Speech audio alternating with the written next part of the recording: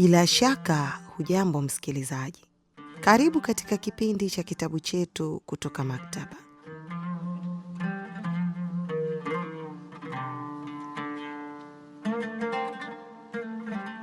Bado tupo kwenye kitabu cha Posa za Maana.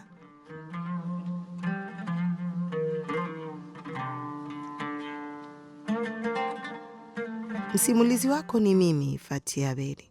Nitarudia kidogo sehemu iliyopita. Siku iliyofuata bi harusi alipakwa hina. Alipelekwa huko kwa mchoraji na shughuli ilikuwa ya siku nzima. Mchoraji huyo ndiye alikuwa akisifika mjini kwa kuchora hina pambe. Na alikuwa hapatikani ovyo ovyo. Msikilizaji, endelea kusikiliza Posa za Maana.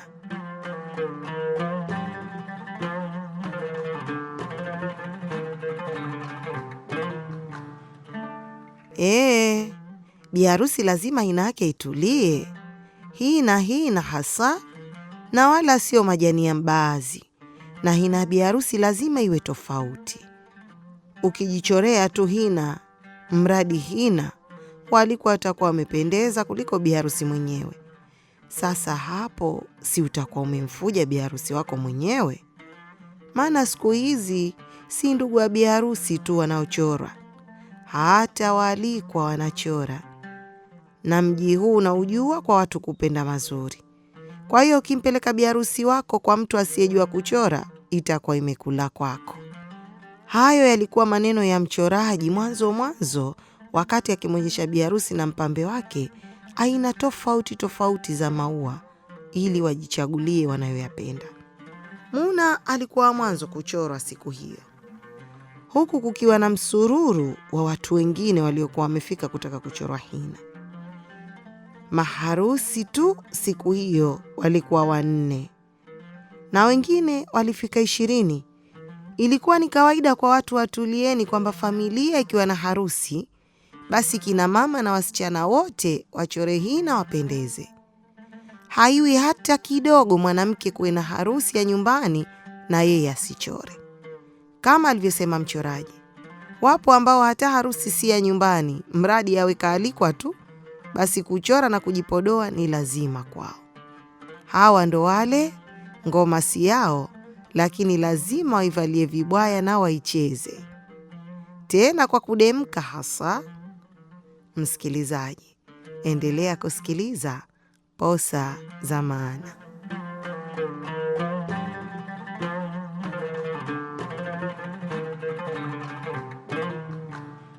Mchoraji mkuu ndiye aliyekuwa na wachora maharusi. Pia kulikuwa na wachoraji wengine ambao bado hawajabobea, wengi wao wanafunzi wa mchoraji mkuu. Hawa waliwachora watu wengine na walikuwa na kazi ya kujaza hina kwenye maua yaliyochorwa na mchoraji mkuu. Kijiwe cha kuchorwa hina kilikuwa kikubwa na kilichangamka. Umbea wote wa mjini ulipatikana hapo. Lawama pia za wachoraji zilitolewa, na zaidi walisema wachoraji wa vijiwe vingine. Unamjua yule Aisha wa Sebuatu? Yule ukienda kuchora kwake, anakutizama sura. Ukiwa mweupe basi hapo utachorwa hina ujisikie, lakini uwegolo kama hivi mie utakoma. Yule mpaka kuchunuke ndio utafaidi, alisema mteja mmoja.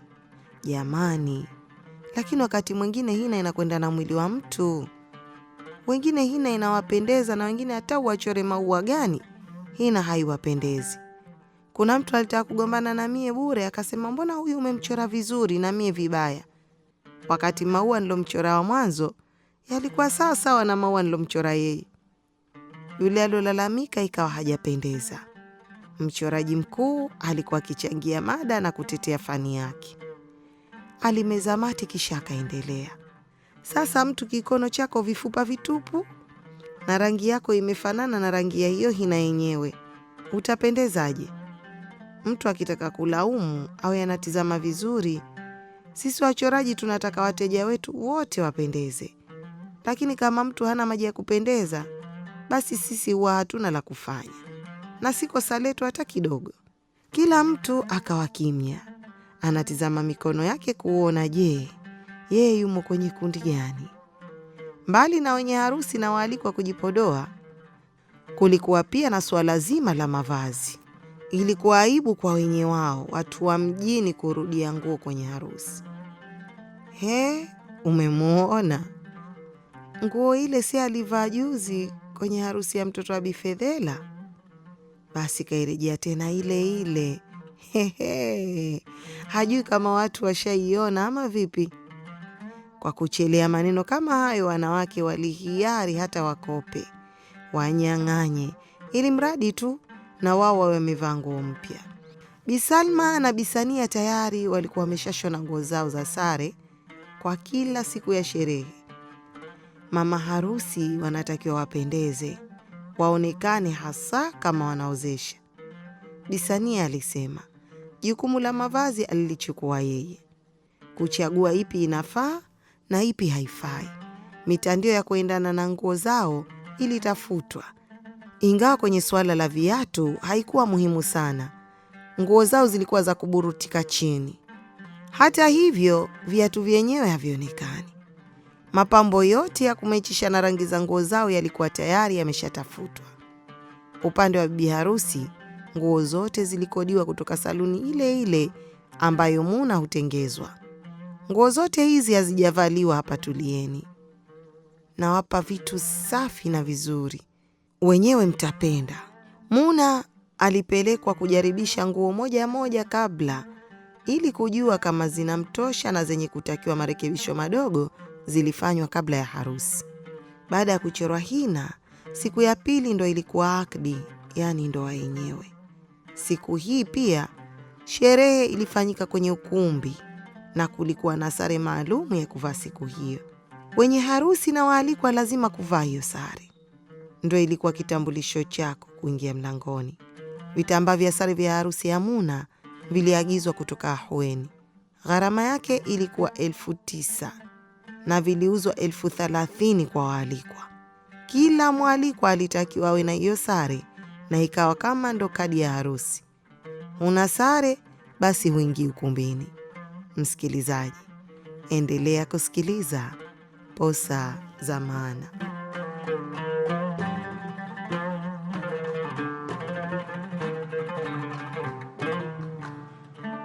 Siku hiyo watu walipendeza kwa sare zao.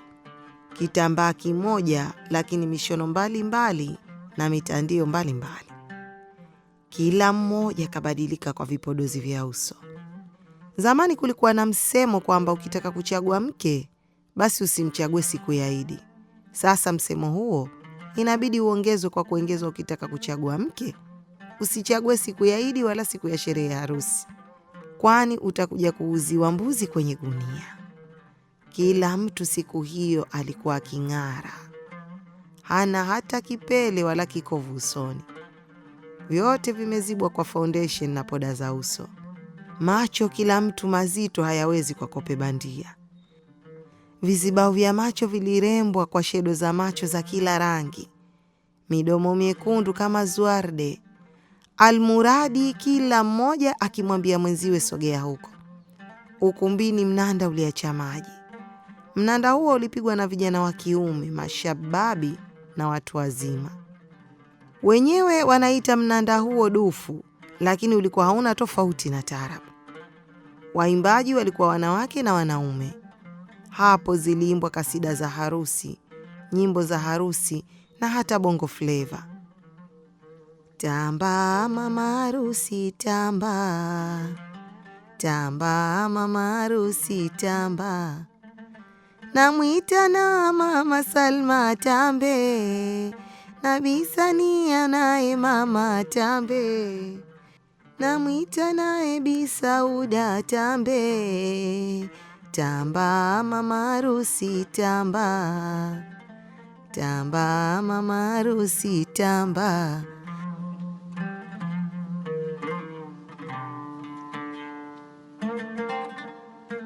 Hapo ndugu watatu waliingia uwanjani kwa manjonjo na miondoko ya vinanda, huku wakisindikizwa na waalikwa.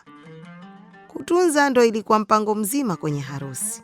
Ukisikia jina lako linatajwa, basi lazima ujitokeze na noti mkononi. huku taratibu unajitikisa kwa mwendo wa jinsi vinanda vinavyotumbuiza. Wakati wanawake wa poholini wanaserebuka, wanaume walikuwa kwenye shughuli ya ndoa rasmi, ambapo ilikuwa msikitini. Kwanza yalitolewa mawaidha kuhusu ndoa, umuhimu wa ndoa, na kwamba mtu akioa ama kuolewa basi huwa ametimiza nusu ya dini. Yakatolewa mawaidha kuwa wanaume ni viongozi wa wanawake na kuhusiwa kwamba wakae nao wake zao kwa wema na ihsani na kuwatimizia mahitaji yao yote.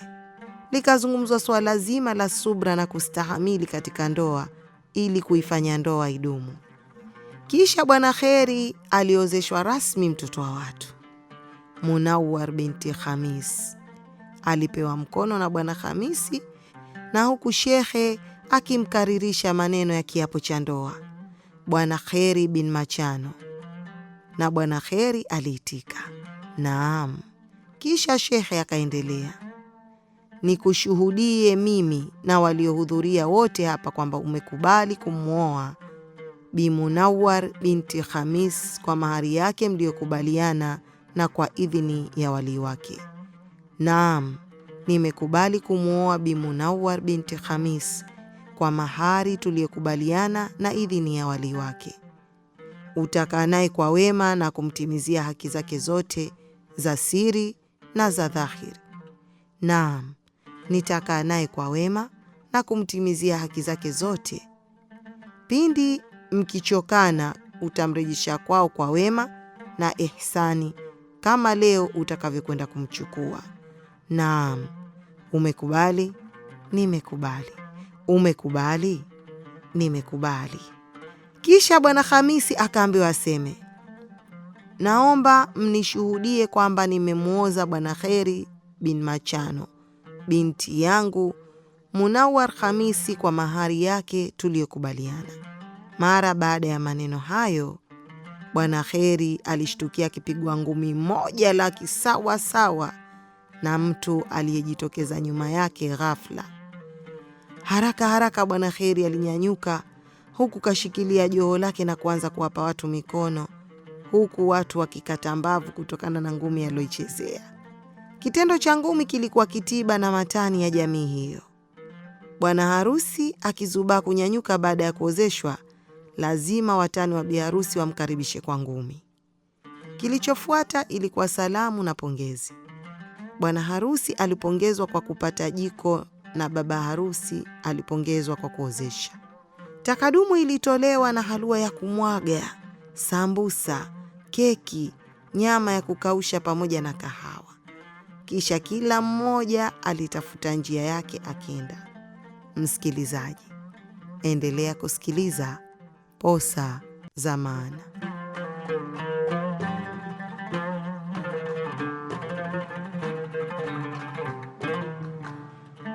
Bwana harusi na wapambe wake walikwenda moja kwa moja nyumbani kwao bi harusi. Huko ilikuwa ni shughuli ya kuingia ndani, kumshika kichwa bi harusi na kumsomea dua. Nyumbani kwao bi harusi kulikuwa na watu wachache, waalikwa wote walikuwa ukumbini, na nyumbani walibaki watu wa karibu tu kumkaribisha bwana harusi na kushuhudia akiingia ndani. Muna alipendeza sana na nguo yake ya kijani iliyomkaa sawa sawa kama ameshonewa nayo. Uso ulirembwa kwa kila aina ya kipodozi. Hata yeye mwenyewe alipojitazama kwenye kioo hakuweza kujitambua kama ndo yeye. Alifunikwa mtandio mkubwa wa kijani ambao ulikuwa unaonyesha, wanakuja, wanakuja. Wanawake waliokuwemo ndani waliambizana.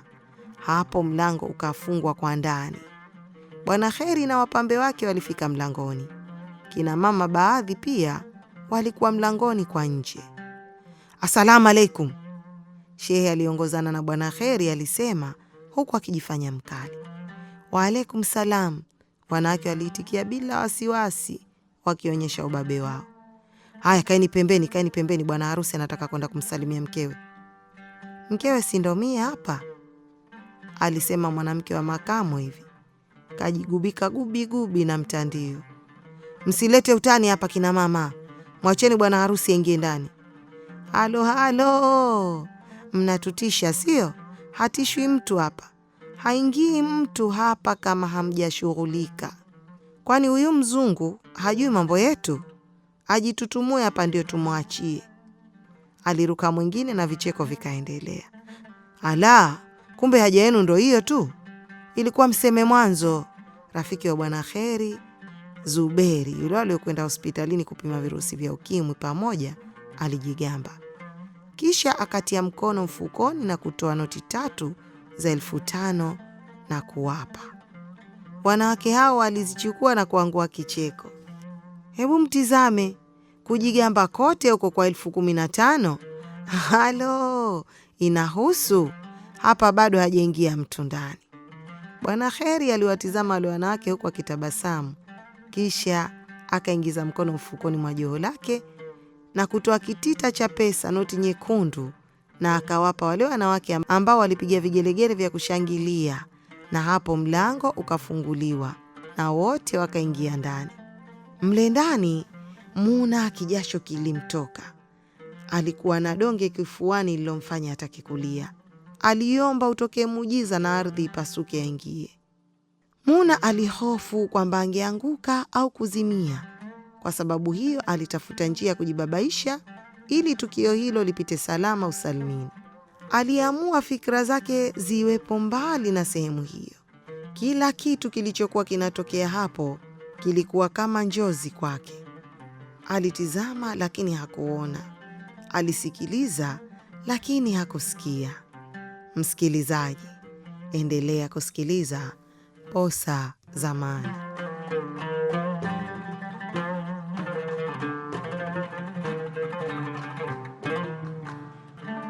Bwana Kheri alielekezwa na shehe wake aweke mkono kichwani kwa Muna, kisha amsomee. Baadaye shehe na yeye akasoma dua na watu waliokuwemo hapo wakaitikia na kusema amin. Baada ya hayo shehe aliondoka, lakini wale wapambe wakabaki ndani. Hapo Bwana Kheri akaambiwa amfungue mkewe mtandio. Taratibu akauvuta mtandio na kumtizama mkewe mpya. Mali mpya, alijisemea moyoni mwake. Moyo ulimpiga baada ya kumwona Muna. Ama kweli huyu mtoto so maskhara, ni mzuri sana. Katika wake zangu wote huyu ndio namba 1. Bwana Kheri alijipongeza kimoyomoyo kwa kumpata mtoto huyo. Muna aliyeinamisha macho chini akijaribu kuificha huzuni yake kwa kujifanya yuko mbali, lakini bado haikufichika. Huzuni ambayo iliyafanya macho yake kuwa na hadithi ya peke yake ambayo hakukuwa na mtu chumbani humo aliyeweza kuisoma au aliyekuwa na haja ya kuisoma. Si bwana harusi wala washangiliaji. Vigelegele vilipigwa, mataa makali ya wachukua picha na video yaliwamulika maharusi. Bwana Kheri alikaa karibu na biharusi huku akichukua mkono wake na kuanza kuubinyabinya kwa uchu, huku Muna akijaribu kuvuta bila mafanikio. Biharusi, cheza leo, cheza leo, cheza, cheza leo, umepata bwana.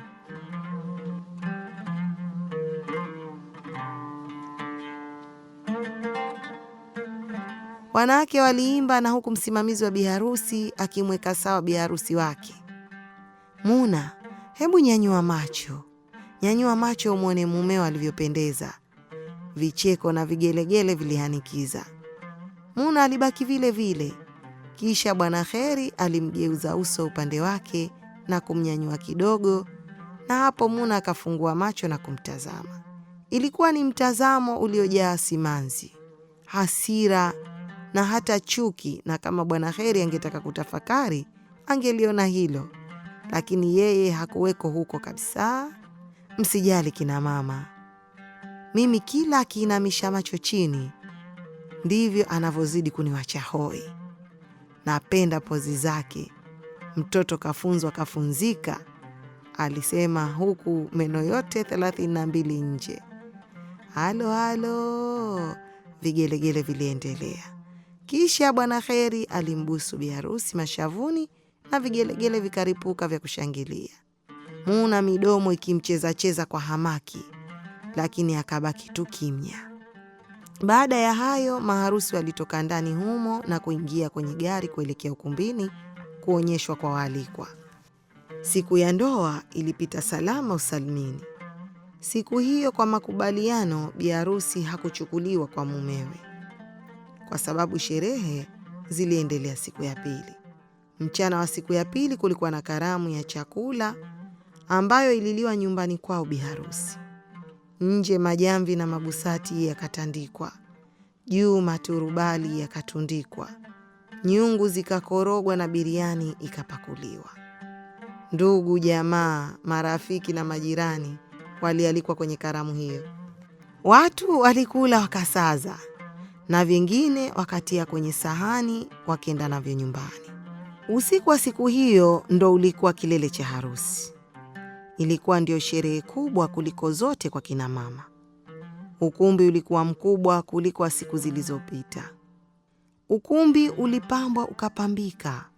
Bi harusi alivishwa nguo nyeupe, wenyewe wanaita veli. Akapambwa akang'ara kama mwenzi. Nguo yake ilikuwa na mkia mrefu ulioburutika nyuma. Ilibidi unyanyuliwe juu na watoto waliovalia nguo sare ambao walimsindikiza bi harusi ukumbini. Sherehe hiyo ilikuwa kwa wageni waalikwa tu, na hakuna aliyeweza kuingia ukumbini isipokuwa kwa kadi maalum. Vyakula tofauti vilitolewa ukumbini, vikianza na mishkaki na ice cream. Juu ya meza kulikuwa na chupa za kahawa na vitafunwa namna kwa namna: njugu, korosho, vileja aina kwa aina, keki, chauro, kashata na kadhalika. Siku hiyo hata mnanda na wapiga dufu hawakuwepo ukumbini, bali kulikuwa na ma DJ.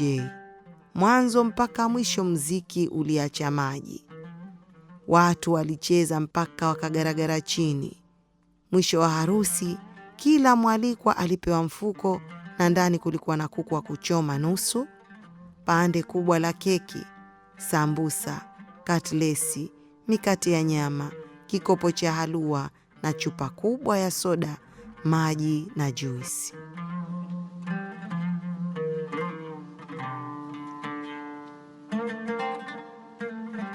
Si hayo tu, bali kila mwalikwa alizawadiwa seti ya gilasi. Watu walitoka harusini wamesheheni, na kila mmoja akiwa ana lake la kusema. Siku Bwana Hamisi alipoona seti za gilasi nyingi nyumbani, aliuliza ni za nini? Zawadi hizo za harusini, alijibu Bi Salma. Zawadi? Kwa hiyo kila mwalikwa atapewa seti ya gilasi? Uwezo huo tumeutolea wapi? Ilibidi ashangae. Hebu niwache na maswali yako yasiyo kichwa wala miguu. Wewe hupo hasa na wala hujui yanayoendelea hapa mjini. Basi kwa taarifa yako, kila mwenye harusi siku hizi anatoa zawadi. Harusi ya mtoto wa Bi Hidaya tulipewa ndoo, ndani kuna mfuko wa basmati, samli na siagi. Washangaa sisi kutoa glasi? Bi Salma alimsusuika mumewe. Hamisi we, hii ndo ile inayoitwa kuishi kwingi kuona mengi. Umri huu nilidhani nishayaona yote, kumbe ndo kwanza mkoko unalika maua. Haya, kuwa Hamisi uyaone.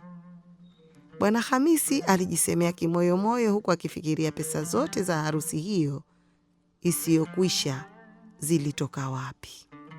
Baada ya kilele cha siku hiyo, kama saa 7 usiku, ndo Muna alichukuliwa kwake. Bwana harusi aliingia ukumbini karibu na mwisho, huku akiwa kavalia suti nyeusi iliyomkaa sawa sawa, akisindikizwa na wapambe wake na tabasamu usoni mwake. Bwana Kheri alikuwa anakenua mwanzo mpaka mwisho, huku akimtazama bi harusi kama haamini kwamba tayari ameshamtia mkononi. Msikilizaji, usikose kusikiliza sehemu itakayofuata ya Posa za Maana. Ulikuwa nami Fatia Abedi.